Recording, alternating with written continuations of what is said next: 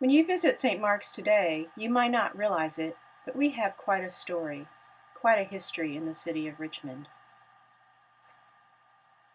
We were founded in 1866, just after the end of the Civil War, a time of new beginnings in an old Southern capital. And we were planted in a working-class neighborhood, Jackson Ward, to serve the working people of Richmond. And I think we have not lost that founding identity and purpose. We had 3 different church homes in Jackson Ward and outgrew them all. So as the city of Richmond moved west, St. Mark's did too.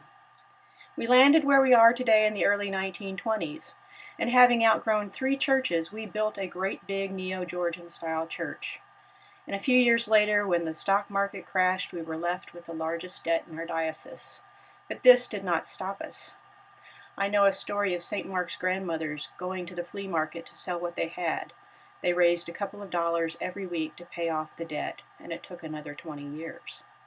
And I think this is the history that formed us, because later when the church faced change, it embraced change. We were the first church in the city of Richmond to racially integrate. In 1967, welcoming members of the traditionally African-American Osgood Memorial Episcopal Church to worship with us when their church building was demolished by Richmond city planners to build the downtown expressway. And in the 1980s, St. Mark's was one of the first churches to minister to people with AIDS, showing them compassion, dignity, and honor in their suffering.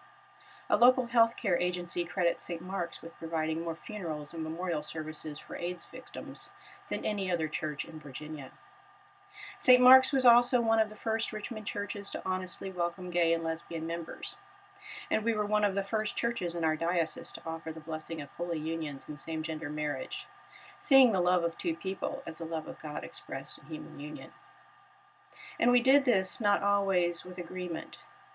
We did this knowing it could come with a cost. But we knew then and we know today that the cost of discipleship is a cost, and it is worth it. Today on the Boulevard, we live into our call to serve, formed by our history, knowing our identity, and sharing with all the love that is our tradition.